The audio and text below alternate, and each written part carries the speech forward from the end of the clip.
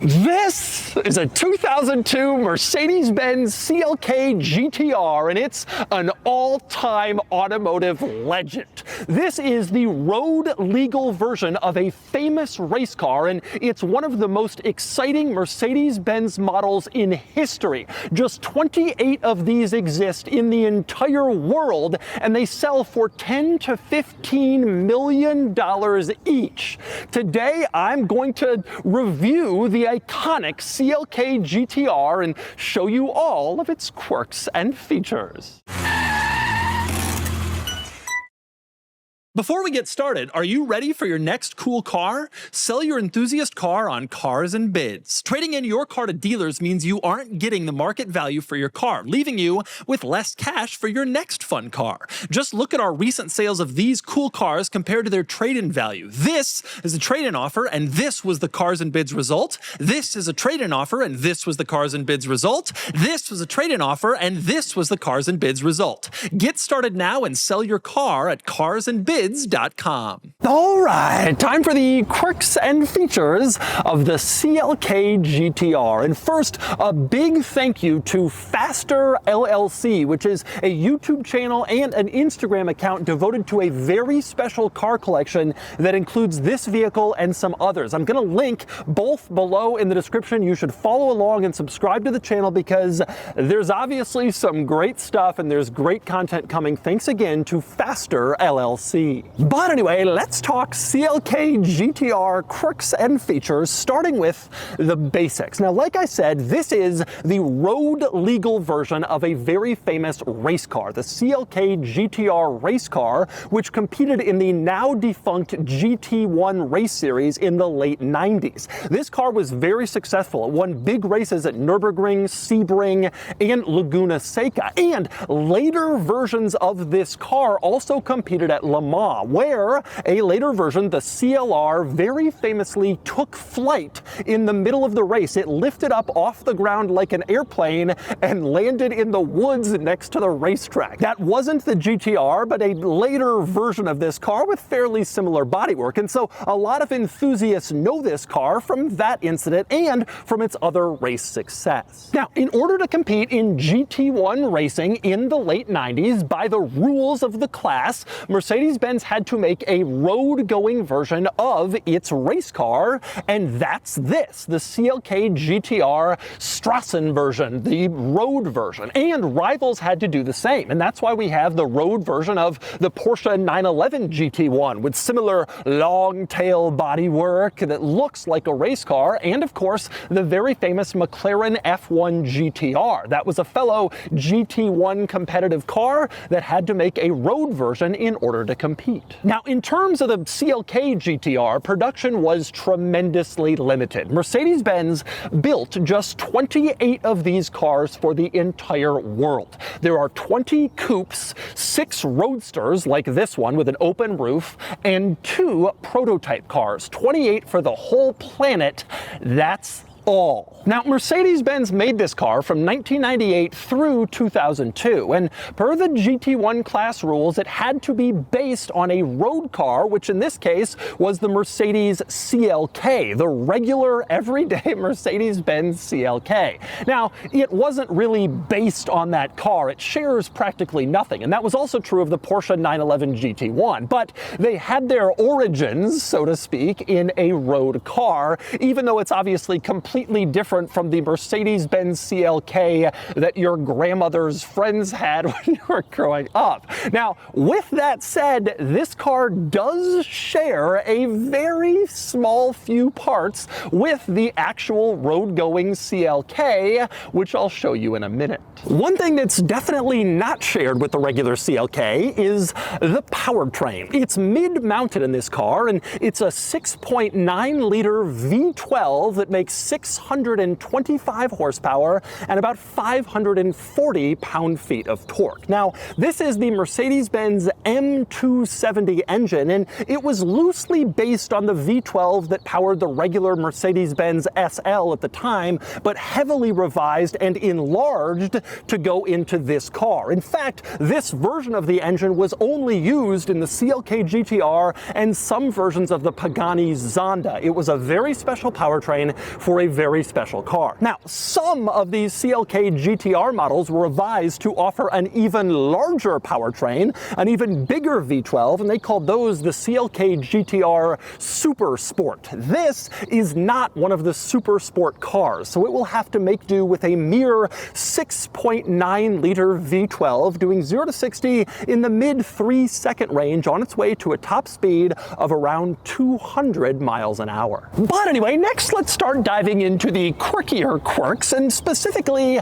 let's start with shared parts, because this car shares more stuff with other Mercedes-Benz models than you might expect given its rarity and price tag. We will begin with the key, which you can see here is just a pretty regular Mercedes-Benz key. It's a CLK or C-Class key from the late 90s, early 2000s, like there would have been in any other Mercedes-Benz model, except of course, this isn't exactly any other Mercedes-Benz model. Amazingly, this car also shares a few other exterior parts with regular Mercedes-Benz models, like the door handles, which are just borrowed from a regular old Mercedes-Benz CLK. They took those CLK door handles off the production line and they were put on something a little more special. Incredibly, it's the same deal up front with the grille and the headlights. Even though the GTR is totally different from the regular CLK, it shares those parts with the standard car. The owner of this car told me he thinks they could just order a new grille and headlights from a CLK, go get one out of a junkyard,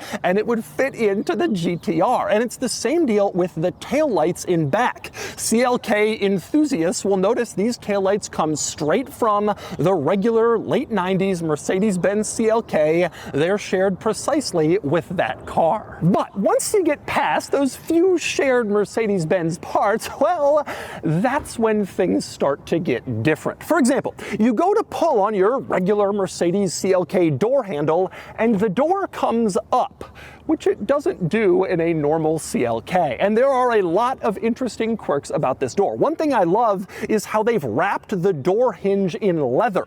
You can see here to kind of class it up a little bit so you don't have some ugly exposed door hinge, but instead a leather wrapped one. On the inside of this door panel, you can see the door handle is just a regular Mercedes-Benz door handle that was used in other models in this era. But the window on this door panel certainly is not. This window is fixed in place. It doesn't roll down and this curve is fixed. It's always there in that spot. That's how the window is on the CLK GTR Roadster, and it doesn't change. And weirdly enough, that window actually sort of pushes into the windshield frame, as you can see. It sort of like goes up the side of the frame and there's a little cutout to make way for that window's placement, a rather unusual design detail. And actually, if you look at the windshield, you can see it's a little bit unusual too. It's curved rather distinctively on the top. It makes this sort of U-shaped curve on the top around the passenger compartment, which gives it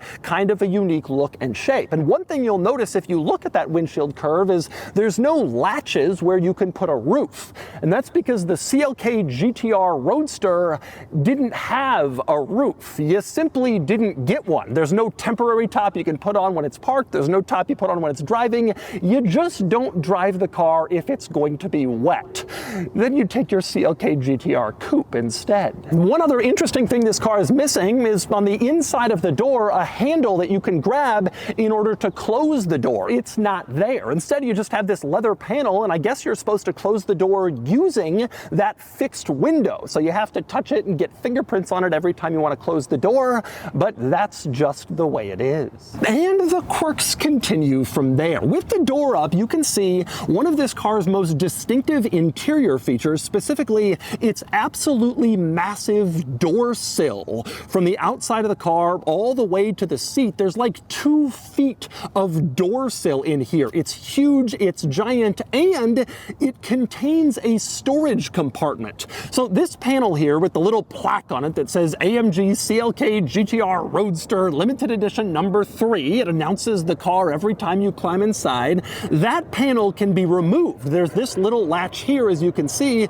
You pull that off and it reveals a storage compartment, and actually a pretty sizable one. In fact, it's so large that this compartment contains a 6-disc CD changer like you would have found in other Mercedes-Benz models trunk mounted at the time. Here, the 6-disc CD changer is in the door sill storage compartment, which is crazy. You'll also notice in here at the back, there's a little panel. You open this up and that's where your fuse box is in the CLK GTR. I bet you didn't know that one. Now, there is a similar sized door sill on the other side, on the passenger side of the car as well. You can see same door sill, same plaque announcing how special this car is, and there is the same panel, and that's because the passenger side also has a storage compartment in here. Once again, you open it up, and this one is actually even larger than the driver's side because it doesn't contain that 6-disc CD changer, so those are your storage compartments. And it's important to point out that's the only storage compartment you get in this car. There's no real trunk, there's no glove box. Your only storage is limited to those door sill pockets, but they're bigger than you might expect in a crazy road car, race car like this. But anyway, next we climb inside the CLK GTR, and that's when the insanity of this car really begins. Okay, so the seats are fixed in place. They do not move. You can see the backrest of the seats is actually fixed to the rear part of the passenger compartment. It doesn't move for anybody. There's nowhere to move it. You can't change its position. Amazingly, the steering wheel in this car is also fixed in place. So the seats are fixed and the steering wheel is fixed. The owner of this car told me basically you either fit or you don't. That's just the way it works in the CLK GTR. Now, amazingly, the cushions for the seats themselves are actually Velcroed, the backrests, onto the rear part of the passenger compartment. You can just unvelcro them and rip them out. Maybe you could add thinner cushions if you needed more space, although I suspect that would be a rather difficult part to find. Now, as you're probably realizing, this car has a lot of bizarre and interesting quirks and features. But one of the most interesting is undoubtedly the transmission. In the center, you will notice just a silver ball. What does that do? We'll get back to that in a second. The quirkiest part of the transmission is that it has a regular manual transmission with a clutch pedal, but the gear changes are operated with paddles behind the steering wheel. You can see behind the wheel you have up and then an up arrow on the right side and down and the down arrow on the left side. This is how you change gear. Unlike basically every other paddle shift car, you have to push the clutch pedal in order to change through the gears, just like a regular manual transmission with a pattern, except rather than using your hand and moving the shift lever, you're using the paddles on the steering wheel simultaneously with the clutch pedal when you're shifting gears. It sounds bizarre, a manual transmission, but with paddles, that's how it works in this car. And in case you have the same questions as I did, here are your answers. To get into neutral, you just downshift from first gear. When you're in first, you press downshift with the clutch engaged, and then you go into neutral. And yes, if you come up to a stop, like a traffic light, you have to have the clutch pedal engaged or the vehicle in neutral, or else it will stall, just like a regular manual transmission car. Again, think of it like a regular manual, but instead of a gear pattern, it's those paddles. So you're thinking, okay, I get that. That all makes sense, but what is that silver ball in the center? And the answer to that one is reverse gear. If you want to go into reverse, you shift the car down into neutral using the paddles, and then you press the silver button on top of the silver ball, you move it backwards, the car goes into reverse, and then you can back up. That is your CLK GTR reverse gear. But anyway, beyond the quirky transmission, let's get into some of the other interesting quirks in here, starting with the seat belts, which you can see are racing harnesses. This is original equipment. The car came with these AMG racing harnesses. They look cool, and of course they keep you in place. Also with the seat, you'll notice the headrest for the seat is actually separate from the seat itself, and it is also fixed in place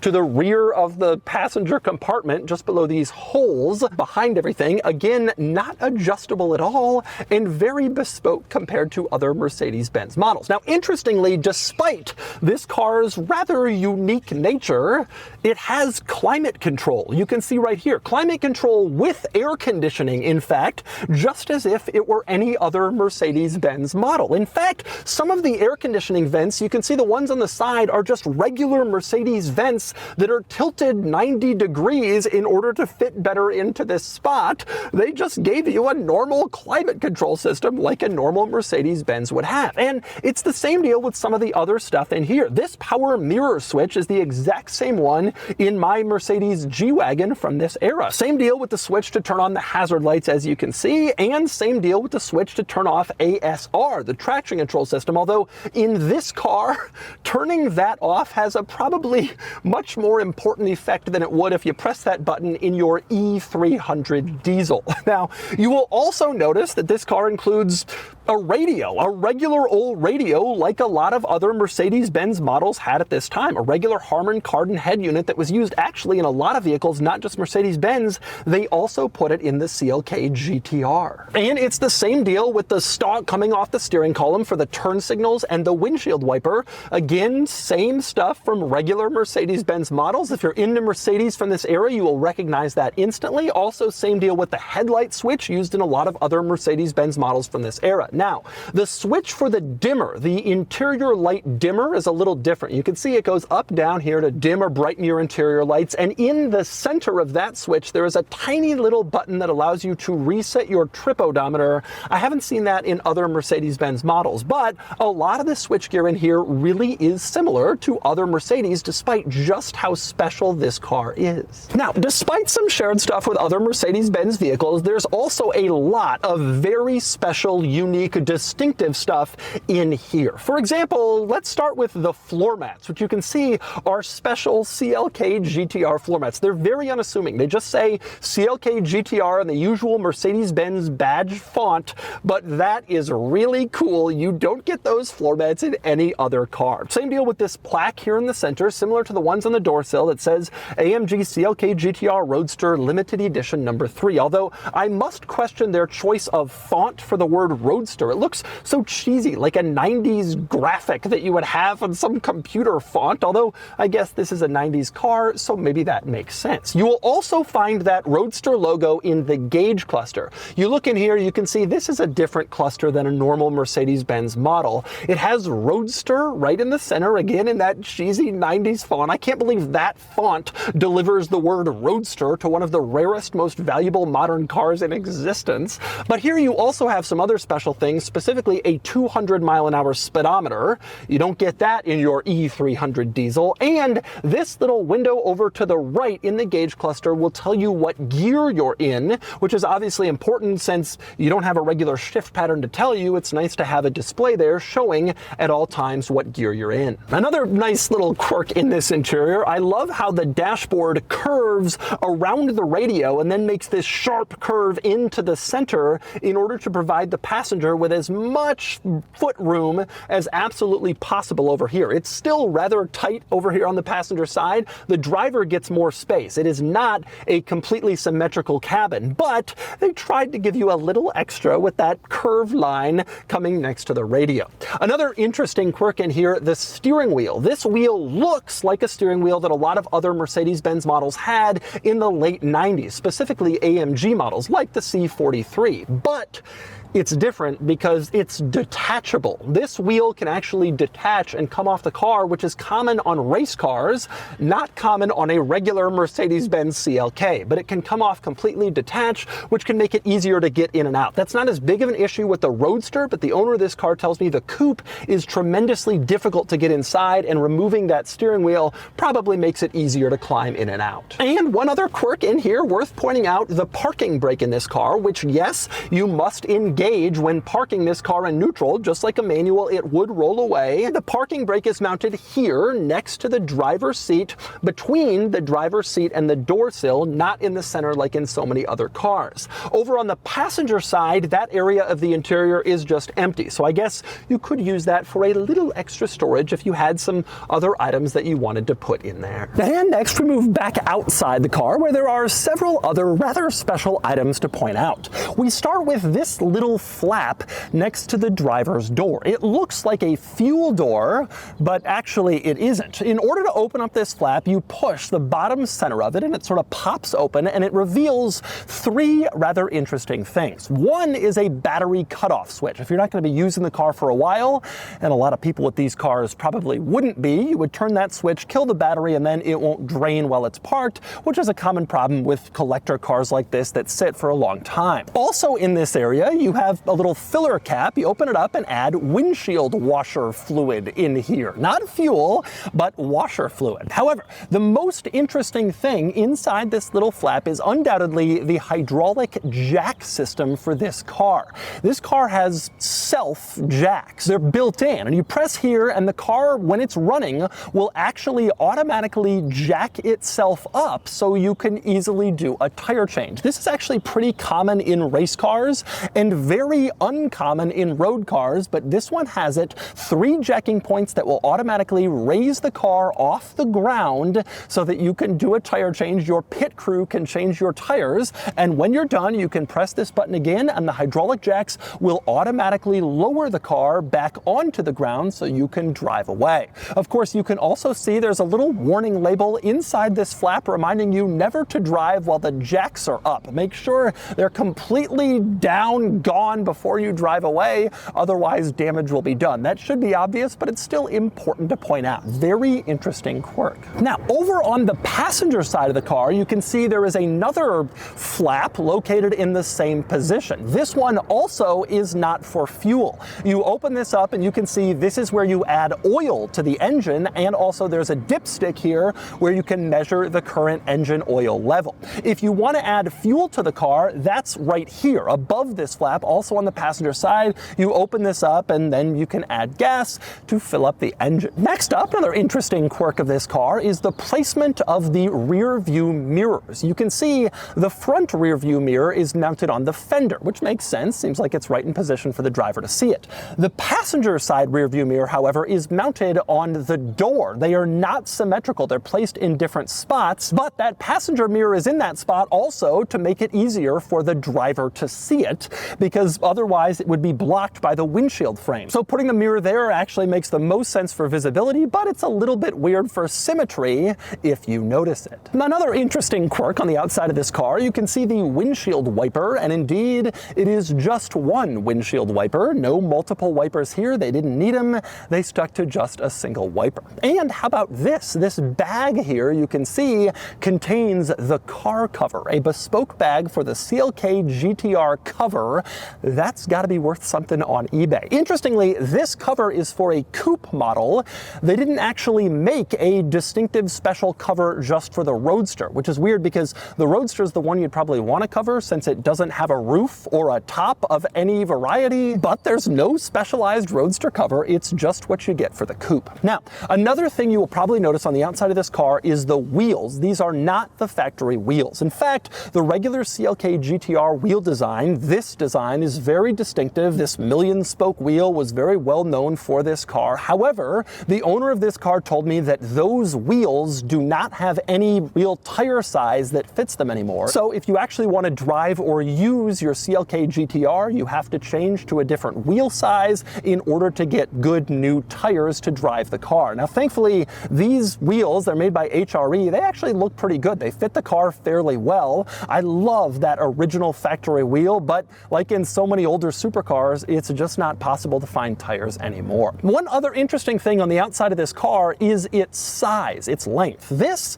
is a fairly big car, 191 inches long, made it a rather large supercar in its day. By comparison, the Ferrari F50, which came out just a couple of years earlier, was 176 inches long. So the F50 was more than a foot shorter than the CLK GTR, and that was down to all this aerodynamic bodywork, as you can see. The giant wing, the big scoops and intakes on the outside of this car, all this aero to make it go as fast as possible on the racetrack, since that's where this car was really developed for. The road version was only sort of an afterthought in order to comply with racing regulations. And as a result, indeed, it is a little large. And then we must talk about the clamshells. This car does not have a typical front trunk or rear hood. Instead, like a race car, it has removable body panels back here, removable clamshells. You can see they're held on with these fasteners that say AMG. Each one actually has AMG printed on it.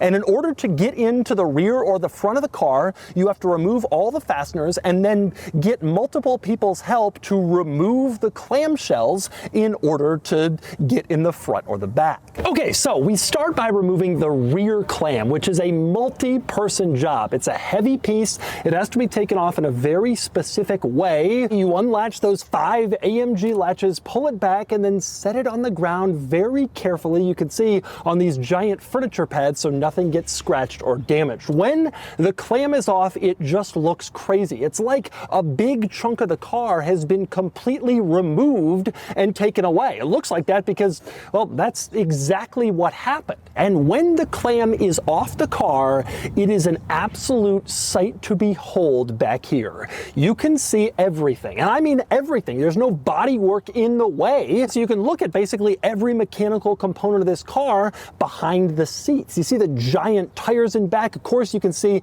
the huge 6.9 liter V12 and basically everything else back here. And actually, it really looks cool. It's quite beautiful, which is impressive because this is a part of the car they probably never really expected people to show off, since removing that clam is so difficult. It's not something you're going to do at your local Cars and Coffee, and yet it still just looks so amazingly special back here. Absolutely incredible to see the CLK GTR naked with the clam removed and all access to this giant V12. Now, one other interesting thing in back, you can see 2 giant mufflers mounted on the back of the car. This was done when this car was imported to the US in order to comply with US regulations. These giant mufflers were added in place of smaller European mufflers that were originally on the car. The owner plans to revert back to the European standard. The car will probably feel a little bit faster and a little bit louder, and you'll shed these massive mufflers that helped reduce the emissions, keep the emissions profile lower in this car. But mufflers or no mufflers, this V12 and this entire rear end is a sight to behold. Absolutely amazing to see this car with everything removed. Truly, truly incredible. Not too many people have seen this view of a CLK GTR. And then there's the front. You remove the front clamshell. It's a lot easier. Much smaller piece, doesn't require 3 people. This one merely requires 2. But you get it off the car and you can see quite a lot of carbon fiber under here. Everything under here is carbon fiber, and the cool thing about all this is it's functional carbon fiber. A lot of stuff is there to look cool, not necessarily save weight, but this, they never really thought people would pull this off and look at it since it's such a complicated job. This is all here for a purpose, for a reason, and it looks damn cool just looking at all this. A couple of interesting things up here. Number one, you can see brake cooling ducts that specifically route air towards the brakes in order to cool them. They're made of carbon fiber too, which is a pretty cool look. And up here, you can also see the inboard suspension, which is also a pretty cool look. Not directly at the wheel, but positioned slightly in the center like some race cars and super high performance sports cars have. All in all, very cool to see this car with the clams removed. And one other important thing to keep in mind with the front clam removed, you can see when it's off, there's only one rear view mirror mounted to it because, like I mentioned before, the mirror on the other side is mounted on the door. So that one stays on the car when the front clam comes off, and the other mirror comes off with the front clam, really emphasizing just how asymmetrical and unusual that positioning is. And by the way, 2 other interesting items worth pointing out up front. For one, you can see how unbelievably low this car is, and under that front splitter, there's actually a piece of wood, which is actually fairly common in racing applications. You'll see wood here, probably because it's cheaper and easier to replace than carbon fiber or some other piece, but it's interesting to actually see that on a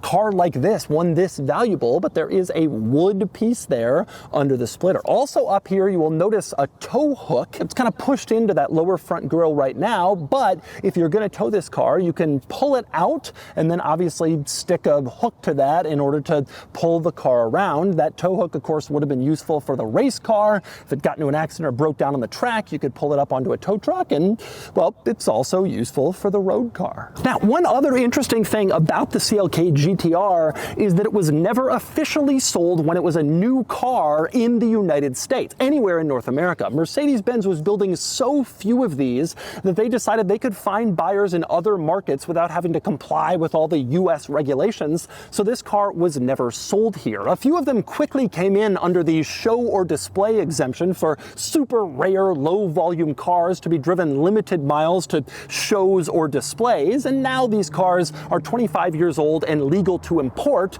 in large part. But this car wasn't sold in the States. If it had been, the price tag would have been astronomical. Back in 2000, around $1.5 million, which was a massive number for a car back then. Nothing else cost $1 million at the time. The Ferrari Enzo, several years later, was only $650,000. This was twice that price tag, but it was tremendously special and rare. And so we gotta wonder, what's it like to drive a CLK GTR? Amazingly, the startup procedure is the same as any other Mercedes-Benz. You just stick that CLK key into the ignition and twist it. The V12 fires right up.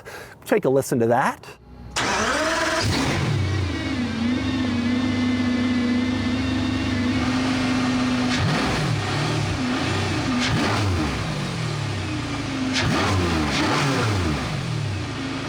And then get behind the wheel and drive.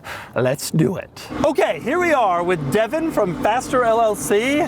We're gonna drive the car. Are you nervous? I started getting nervous, but that went away a long time ago when I started driving them. But Well, I'm incredibly nervous. less nervous, more excited. Okay, well that makes one of us. I'm excited for you to feel it out. Okay, not only is it tremendously valuable, but this transmission is so bizarre. So, I'm in neutral, which they call zero. Zero. I'm gonna go into gear now. We're in first. In first. You just felt it grab. Yep. Now just a U-turn. Oh my God, this is terrifying. Doesn't like going slow. No, it's a race car. That is one thing I. That was a pretty good turning radius. I'm shocked because it's a pretty big car. It's actually really good, yeah. Okay, we're going. Steering is heavy and very direct. Very direct. Loud, loud, loud, loud, like a race car. It's not quiet. And straight cut gears are they're so abrupt and they're so loud, you feel like you're braking it. That's my experience with straight cut gears, but that's how it's made. Listen to that. This is so insane. Okay, so I'm gonna go into zero here. You're in zero. And so zero and the green light comes on to tell me I'm in zero too, is that the deal? How lovely. Yeah, How very, convenient. we got the AC on, it's nice. We do have the AC on, it's pretty nice. It's just a family car. This girl's just walking down the street. No, this is just a C-Class. She doesn't know. Look at us. Do you realize what you're, oh God, the light's turning green. It's about to be green. It's just a normal everyday C-Class. Go! This is terrifying.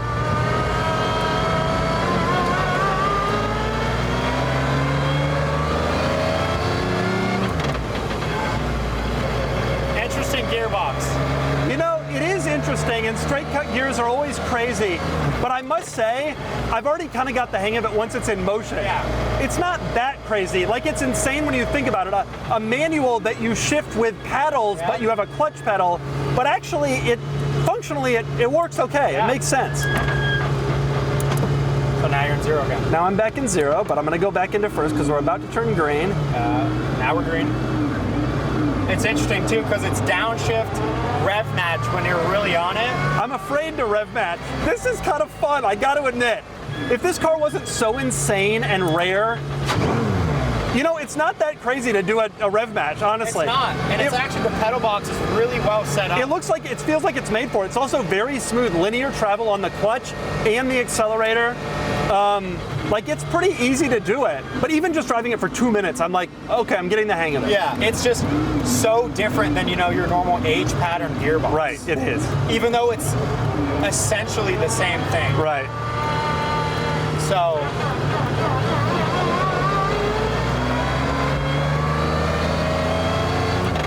I can't believe I'm driving this on the road with other cars. Oh, there's no mirror, I just realized. oh, right here? There's My nothing. God! I ought to come near there so badly. The pedals are all pretty heavy, but not excessively so. They have good feel to them, which is nice. The steering is good. It's like nicely weighted. Heavy. It's heavy in a cool way though. Like it feels like you want it to in a sports car. Especially an older sports car. One thing I will say, if you were any taller than me, you wouldn't be able to fit. done. My knee is like right up against the thing. I can do it, but if you were any taller than me, it'd be game over. This is one of those cars you either fit Yeah. or you don't. Yeah. I gotta get it, don't worry. Yeah. It's just a big V12, so you kind of got to let it out. Yeah. Yep.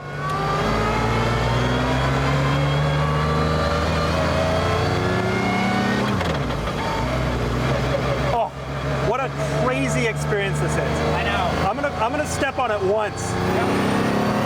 Oh! Listen to that. That is unbelievable, that sound. Oh!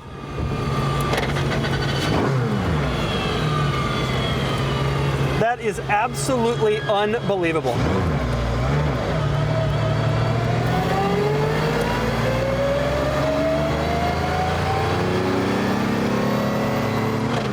That is so cool. It's wild, and you can hear everything. Yeah. You hear it all. It is so mechanical. It really does feel like a race car. It is, which it is. Yeah. That is unbelievable.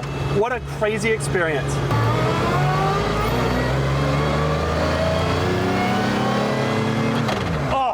How crazy. It's such like just hearing everything. It's so visceral, it's so loud, it's so wild. I cannot believe I'm driving this car. What a special, special car.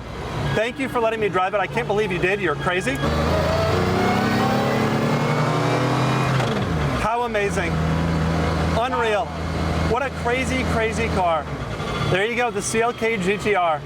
Roadster. One of 6. Not like one of those common coupe models. No. It's really interesting because you see those things everywhere. Everywhere.